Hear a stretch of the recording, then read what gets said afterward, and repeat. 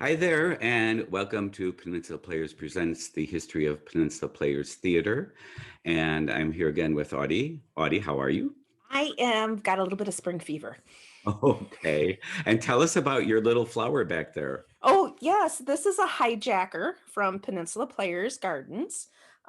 It's one of the plants that I keep out on the deck during the summers, and one of these impatiens just kind of came home with me one year, and it continues to bloom. So I'm so happy to have a little bit of the garden with Oh, us today. yay. Yay. I wish I could do it behind me, but they'd be dead by now in here. I also want to say a shout out and a thank you to Cody Westgard, our production manager, who is recording this and helping with editing and putting this whole darn thing together. Oh, And doing a marvelous job. Thanks, Cody. uh, and I also want to remind people what went before, but you can always go to our website and look at that interview and go back in time. So just to review what happened last time, and also, Audie, I have to say that going forward now, I feel so much more comfortable with things. And It as you'll is, yes. see, we'll talk about the past and what we're going into, but things have taken a whole big step forward at the They theater. have. They're not as tense and stressful. Yes. And I realized that was making us tense and stressful, putting It things was. together. And now, so so just a reminder of what led up to where we are now in 1962, that in the beginning of 1961, the theater went up for public auction, and it was bought by Kenneth Corrode, a New York tax attorney, through various connections. And Jim McKenzie leased it from him, and he and his wife, Jean Bolen, became the producers, which was a natural job for him because he was also general manager of Westport Country Playhouse, Paper Mill Playhouse, and the Mineola Playhouse on Long Island. Yeah. He's a busy man. Very busy. And he helped reorganize the administration so everything wasn't so higgledy-piggledy, and it wasn't a case where in years before Audie that everybody jumped in and did everything. Right. It was a company. So once at one point Leo might be directing or acting, and then somebody else was doing the costumes after Mama left. And another company member was doing the props while also being in the shows, and also doing the lighting while being in the shows. So they have now gotten more people in specific areas to help make it more manageable and more Yeah. professional. Well, there was one summer where Dunia Rathbone, Caroline's daughter, one of her daughters, 15 years old, was doing the costumes. Was doing the costumes, and she did the lighting, and Heloise had done costumes at one point. Yeah, it was Crazy, but they were a family. yes. And so the theater, Peninsula Players Theatre, is still a corporation. We don't become nonprofit till 63. Correct. So the 61 season, the year before, went well. And Chan Harris, who was the president and editor of the Door County Advocate at the time, wrote an editorial, a little bit of which I'll read. He says, "It's time for the annual editorial about the Peninsula Players, but this year there's a big difference. In the past, I always wrote urging the public to support the theater. It was sick, it needed support. Now things have changed. The players don't need support, thank you. Under the management that began last year, the theater's become a growing concern with talk of expansion. The plays are well produced. The theater grounds are beautiful to visit. The after show review sparkles, and the sandwiches are out of this world. In short, the Players is a healthy institution, and Door County can rejoice." So that's Yay. nice to hear. Yes, exactly. So also at the beginning of the year, there were a lot of newspaper articles about listing season announcements. Yes, and they're listing all of the shows. Jim is still, I think, lining up the last one. They're in fresh negotiations for whatever's going to come up last. But it's all, once again, things that are fresh off of Broadway, or he's negotiating directly with Playwrights, just trying to get the best and most talented people to Door County for Door County audiences. And this year and returnees from last year are really exceptional. And speaking of people that are brought in, of course, Jim and Jean are the producers. So we think Jean was there. She was in the first show, but I think Jim and Jean were not there most of the season. I don't think so. And mostly because the person they had as their general manager was returning from the previous season, Kip Cohen. He was a really organized individual and could just run things. And when we look at his career, they just left, everything was well in hand. Yes. With Kip at the helm. And we'll look at him in a second. They brought in a director, Charles Rome Smith, who did 6 of the 9 shows, directed 6 of the 9 shows. And he had pretty much directed all of the shows of the previous season. Right. And we'll talk about him too in a little bit. We had Tom Kessler as TD. Tom Connors was house manager, and we've seen him before. And he was also taking care of the gardens. He was. It's one of his passions, is he loves the gardens. So he helps maintain them. And his entire time that he's there, he's helping to take care of the gardens. Yeah. And we have Charles Cinnamon back doing PR.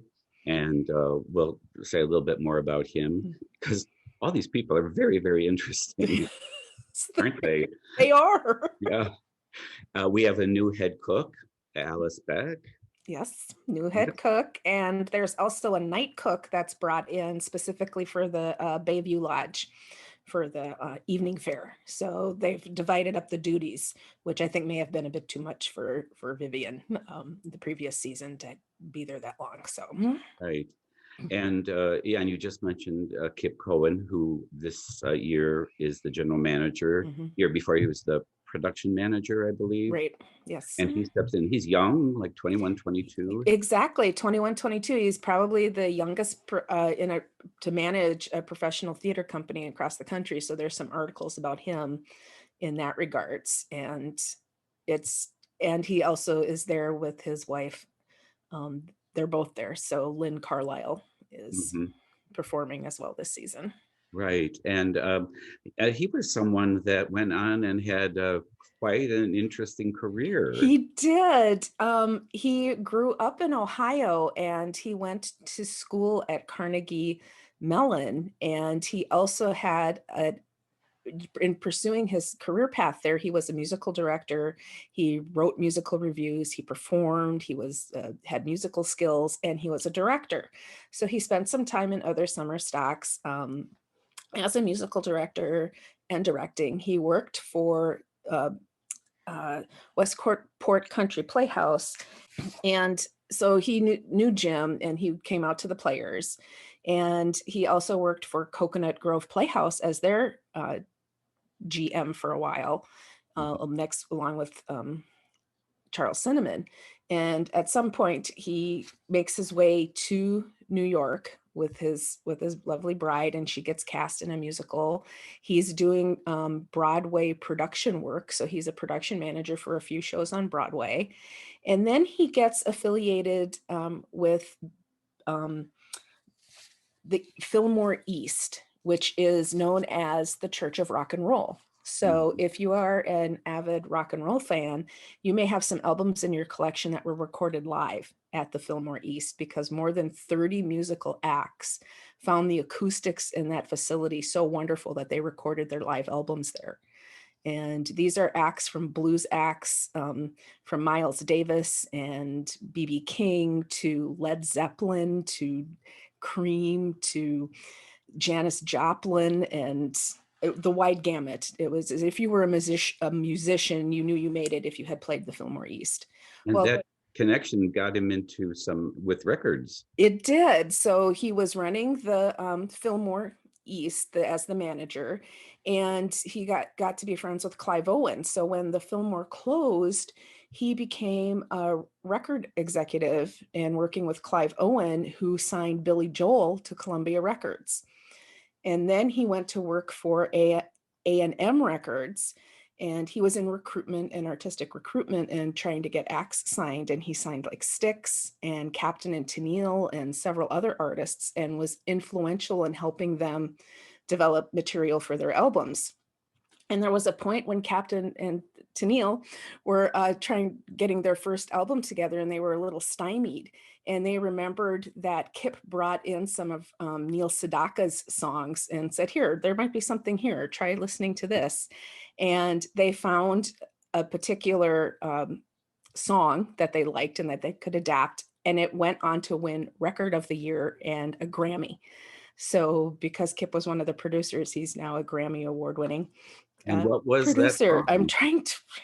Love Will Keep Us Together? Love Will Keep Us Together. Yes. So we have Kip to thank for Love Will Keep Us Together by Captain and Tennille. So, I mean, partly, I mean, that's also interesting that a lot of these people that came through the Players ended up in such varied careers, but clearly someone who knew what he was doing and was very professional. Right. And everybody that he worked with always said he was very organized, because the Fillmore East also had a West, 2 branches. And so the Mr. Russell could go out to the West Coast and be fine. And he's like, Kip's got it in hand. So Kip had the Players in hand this season, and he managed it very well. And one of the things that's very, very helpful in putting a season of so many shows together in a very short time is organization.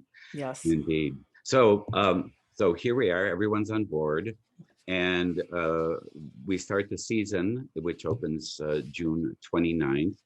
And we'll want to mention also at this time that the Party Liners, who put together and perform musical reviews after the shows, started from the beginning and did their shows after the shows. After the show, right. And as we said, so curtain time's not until 8:30.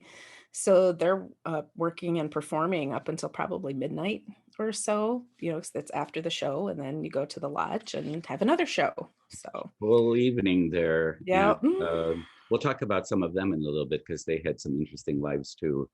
So we opened the first show, Critics' Choice, June 29th, and it ran for 2 weekends, right? It did, yes. And it brought also the stage debut of Gene's son, David, was in the production. And so that was very exciting. And patrons were very happy to see Gene on stage again as well. Yes, because she was well known by all of them. And again, as we said, Charles Rome Smith directed 6 of the shows. And he was an interesting man too. He was. I know. So in the last episode, we mentioned that he started his career in the Threepenny Opera with right out of the Army. He was cast in that production with Charlotte Rae and B. Arthur and John Aston. This is in New York on Broadway. In New York, and he ran and performed with that throughout its entire run. And he always kind of stayed connected to the Threepenny Opera. So as an original cast member, he would frequently throughout his career be asked to remount it and redirect it and to do different productions of it. At one point, he's directing at Peninsula Players, and then he hears of a acting and directing workshop that is at Desilu Studios in California. So Lucille Ball and Desi, in order to give back to the youth and future talent, Lucille had on her studio stage a little theater that would do musical reviews. And she had talent, and the actors could train and work there. And Charles Rome Smith was interested in directing, so he went to be part of that workshop program. And at the same time, author Ray Bradbury was toying with the idea of producing plays and writing plays out of some of his short stories that he had backlogged. And he was also primarily known as a novelist before this, right? Correct. Yeah. Right. He was 43 at the time that he met Charles. And he had started being interested in playwriting because he was getting fan letters from people saying, hey, I used your short story for a monologue piece in forensics and I won an award, or I had adapted it to do this project. And he was like, well, why can't I do that? And so he was interested in it, but these scripts had been sitting for 10 years with no director being positive to say, oh, yes, we can do that. We can do that, until he loaned the scripts to be read to the Desilu students to do some cold readings. And Charles happened to be there and started getting ideas on how to mount it and say, oh yeah, no, you can do this, you can do this. And they immediately clicked, became really good friends, and they co-founded the Ray Bradbury Theater together and continued to bring Ray's stories to the stage, and really influenced a bunch of future, using new technologies to project different sound effects, to project images, what we do now with projections onto the stage. They were things that they were pioneering at that time in 63, 64, 65. And again, another interesting path that led from the players that year. Yeah, exactly. So, and just to have that out on a different coast and is just, wow. Right. The second show, Write Me a Murder, which opened July 10th. The reviewers thought it was a weak play. We had a local person in there. We did. There was a young man who was teaching music at Sevastopol, Dudley, and he was also directing a show in, I believe, Lawrence or at North. And so he was commuting back and forth between the shows. So it was really nice to have somebody who's going to be part of the season that's also part of the local community. And he wasn't the only one, but it was really nice to see that Dudley was a part of that. And at this time, the theater, Peninsula Players, put out an announcement for Playwrights. They did. They were looking for mysteries. So since they were producing a mystery show, they were looking for submissions for a playwright competition on mysteries. And so they announced that they were accepting scripts for the competition, and what producing team would be looking at the different scripts with the promise of the winner being mounted. And this was the entire production company that Jim was a part of. So the scripts could be submitted up until, I believe, the end of August. And so it was really nice to see that they were trying to encourage playwriting as well as performers. Excellent. We then, after that was the third show, Romanov and Juliet, by Peter Ustinov, opened July 17th. And that, one of the interesting things about that was the set. It was enormous for that small stage. And I know you and I, it was like, I look at it and I go, oh my gosh, there's 5 different scenic locations on this set, and one in the center and all over the place. And so it got me curious about the scenic designer.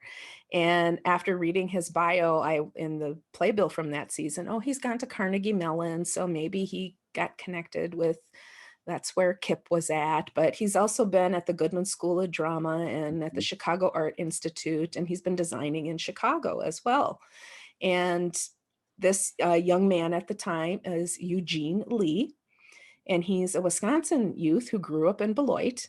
And after the Peninsula Players season, he then hears of Yale and heads out east, and he keeps getting work and gets connected to Trinity Repertory, and he continues to design. And he's a very neat designer, more out of the school of the German school, and very not your commonplace designs. He's very artistic in what he's presenting and uses different materials and is very unique.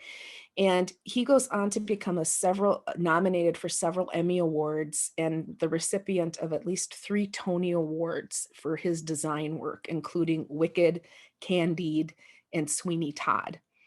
And also Bright Star, Steve Martin's musical. With Steve, yes, and Bright Star with Steve Martin. And he's still working today. He got associated with this little comedy show that's on NBC every week called Saturday Night Live. And he's been the production designer of every set since its inception. So he's got models of the news desk. He comes up with every little scene for that. He's done films, including Man on the Moon and On Golden Pond. He says he likes to have at least 5 projects going at once. And he's just always busy. And the neatest story that I read was his inspiration for Wicked was to throw a working clock down a flight of stairs so he could look at the gears and wires and pistons inside of it so he could draft and design these different shapes. And he's really been known to do unique things. There was a production he did where it was, I believe, the slave ship, and he had it designed so that it felt like the audience was rocking with the ship as it was going. So he's just a very inventive designer, and it was just very exciting to see his sets and to see the stage productions that he had been able to produce at Peninsula Players.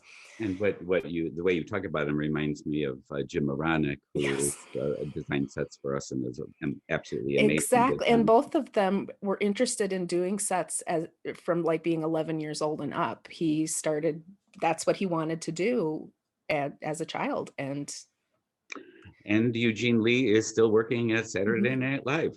Good for him.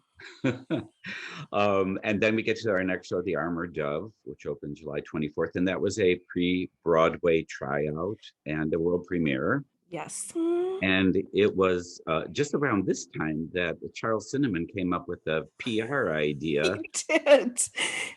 He decided and thought that it's a world premiere. We should have a hostess that greets everybody at the theater for opening night of each of the shows. So he invented the Miss Missile pageant and contest. And it was a beauty pageant that was going to be held before opening night. And then the recipient would receive the duties of hosting and being the guest of honor to greet all the patrons to the shows that evening. So he set up and arranged this beauty contest, and several participants were there.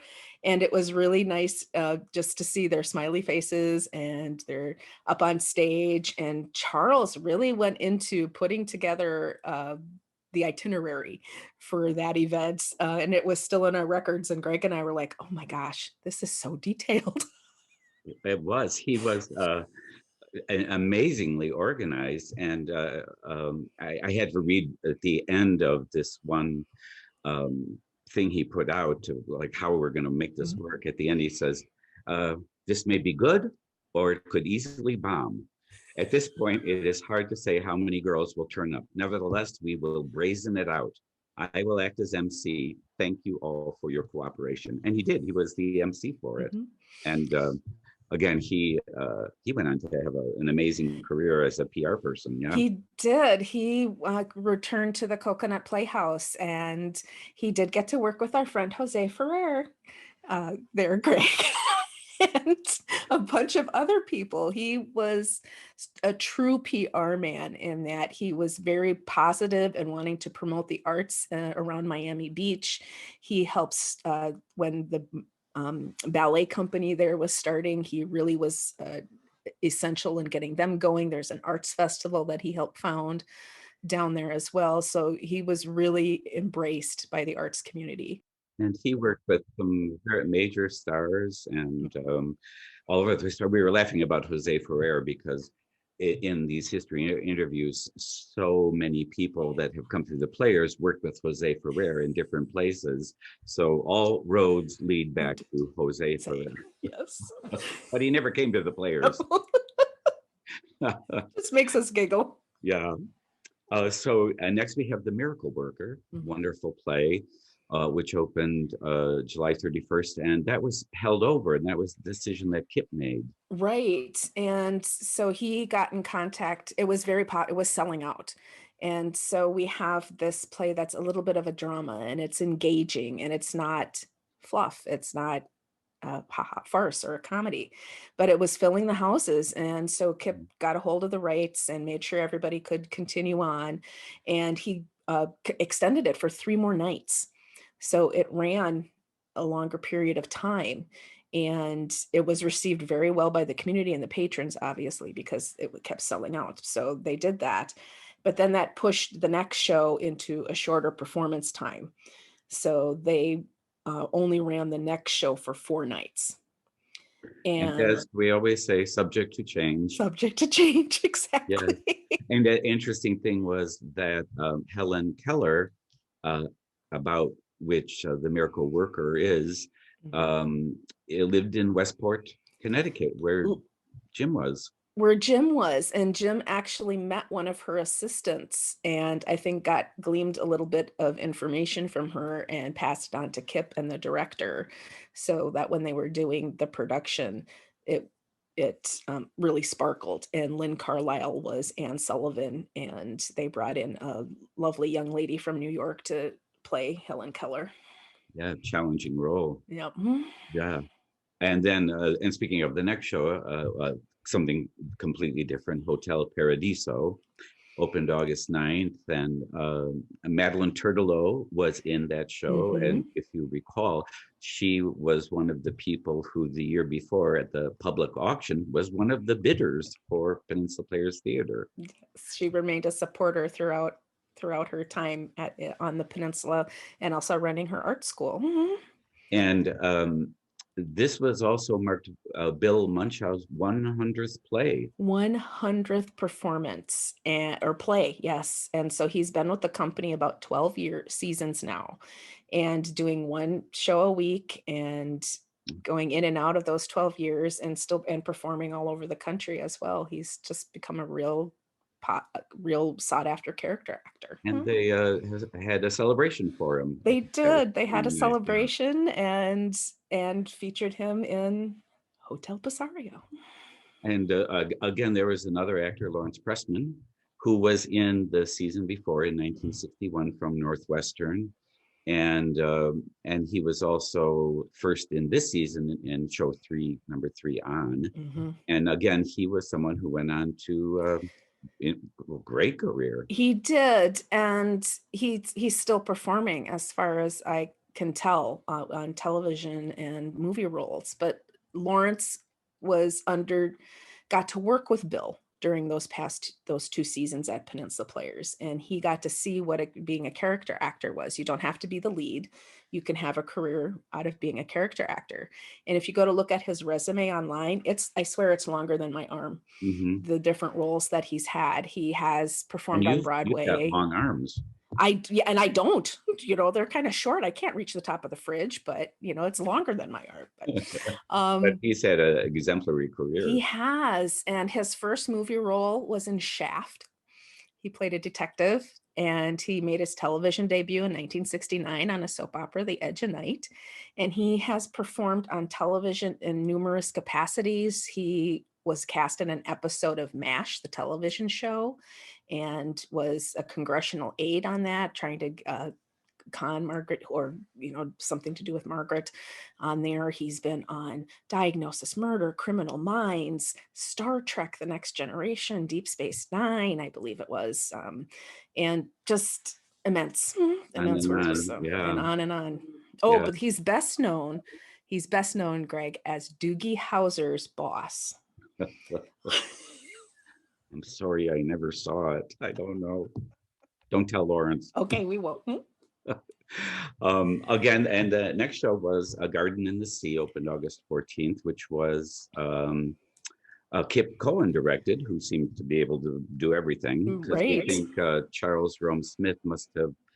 I think he probably got accepted into the Desilu workshop because at that point, or it was because a different production of Three Penny Opera that was touring, or a much larger production was being done in California. So Kip Cohen stepped in and directed that, and one of the Ragamuffins was a name we recognize. We do. We recognize Tom Birmingham Jr., one of our current board members, was in the production. And he got to make his Peninsula Players debut with Renee Auberjonois. And we'll talk about him too. And because the next show, Three Penny Opera, which opened August 21st, Renee Auberjonois played McKee. And that was directed by Don Waitman. This was a new person. He actually directed the last 2 shows. And he was probably, he had directed at the Barter Theater, and where I think Kip had worked there previously. And so a lot of time, as it is in with theater, if you're looking for somebody at short notice, you call around, you start making phone calls. And And Kip knew that he could direct musicals as well as comedies. He was a performer himself. He had been directing in Ohio and performing there, and Virginia, and quite a few other places. He had a really distinguished career. And before we talk about Renee, there was another Tom Birmingham in this show also. Yes, Tom Birmingham Sr., the local principal, is in the production as well. So, and who again had a long history later from here on with the Players. Yes, exactly. And they were doing 2 shows a day on Saturday and Sunday, and it got great reviews.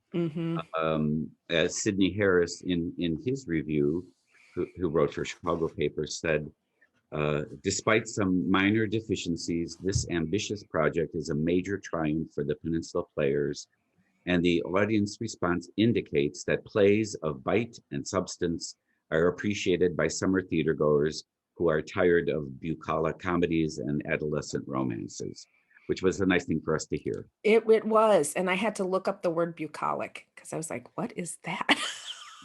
So he had such a repertoire of words. Well, share.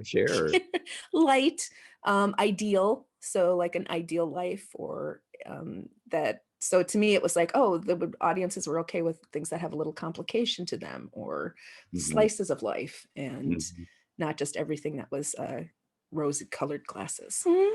Because it's a kind of a dark show also. And Chen Harrison writing about it, he was concerned. He wasn't concerned about the content. He was concerned about the players, company members not having enough manpower to produce it, because they required 4 musicians, all of the cast members, including the set changes and the scenery. He wasn't quite sure if there would be enough people and time to produce it, but they pulled it off really well. And Eugene Lee's minimalistic set was brilliant for that production to help keep it up, and he got great reviews for that one too. Vivid and economical is what Sidney Harris said, but it's in that space, that's what was needed. And he had other opportunities to build different productions of Threepenny as his career goes on. But Renee also received some very good reviews for portraying Mac the Knife, and it was his first musical theater role that he had ever performed. But back on Chan, I don't think he had something to say about bats too. Yes, he did. They were upstaging the actors at that time, and that wasn't the first time bats were mentioned in the season. I think it was for Write a Murder. Bats, one of the reviewers was saying too that bats were a part of the set, and that Eugene Lee's looked more like a Charles Addams cartoon, so like the Addams Family picturesque, but he thought bats were specifically designed and included in that production as well as bats upstaging and the opera cast. Yes, and bats lived with us for all of its history until the old theater was raised in 2005. They were just part of the show. They were, as well as very, very large moths. Yes. And we were talking about Rene Auberjonois. Now, he was someone who was extremely talented. Very talented, yes. And he from an artistic family, and he had grown up in artistic communities. He lived in Paris for a while as a youth, also in London, and his next door neighbor was John Houseman, who kind of put him under his wing to help him with his career. He attended Carnegie Mellon and was a graduate of that program, and then came to Peninsula Players, and it was probably his 3rd or 4th professional role out of college, performing Mac the Knife. And there's this lovely documentary that we wish we could share with people, but it was privately done, and it interviewed Lawrence and Renee together, and they had these conversations about how Peninsula Players influenced them, and that performing and meeting Bill Munchau and realizing you don't have to be the star of a production that has all the weight on it to make a money venue. There's difference between theater and Broadway, and what's business and what's not. And it's a really fascinating conversation to to be part of. But Renee also said it was the first time he'd done musical theater, and he was like, I'm going to be Mac the Knife, and I'm kind of this blonde redheadish kid. What do I do? He took carbon paper. He said he put carbon paper and kind of rubbed it into his hair to darken it for that role. But he was it was beautiful. I think Sidney Harris had said that he had flair and dignity in the role, and he really went on to perform and win Emmy Awards for his television roles and Emmy nominations for a variety of things that he was in. And he also has been nominated and awarded Tony Awards. His first Tony Award was for a musical theater role in Coco with Katharine Hepburn. And then he was also nominated for playing the Duke in Big River, which is a little bit more of a comedic role. He was on the Emmy Award-winning comedy Benson, playing the governor's assistant, and received awards for that. Boston Legal, the Star Trek fans are going to recognize him as Odo, the shapeshifter. And ironically, Lawrence Pressman had also performed with Renee in Star Trek Deep Space Nine and on a few other television shows. And so their career paths kept crossing throughout the generations as well, or decades. And so it's just kind of fascinating just to see where they get launched off to and what direction they take. They did very well, and we were really, really happy to have their very talented personages at the theater for those seasons. And then we get to the last show, Lullaby, which opened August 28th and ran until September 2nd. That was again directed by Don Waitman, and again had two shows on Saturdays and Sundays. And also we had mentioned that the Party Liners were performing their musical reviews after the shows every night, and they kept going till the very end. And they were an interesting group also. They were, and Bev Bauer had replaced Jim Rusk on piano, and Judy O'Day filled in for the other slot, and the other two who returned were Nancy Pretty and Bruce Hyde, and they returned and were performing in the evenings as well as the daytime. And eventually Jim then hires the group with Jim Rusk to go to Westport Country Playhouse. And they perform there as well in the Players Tavern that's connected to the Playhouse. So there's after the show, so the audience trickles in for a musical review, and agents had spotted them. And Bruce had said in an article once upon a time that that's where they kind of got picked up and they got signed by these agents. And then they went on to Greenwich Village to perform these reviews as well. And both of their careers kind of just meeting the right people, as so many careers do, continue to blossom.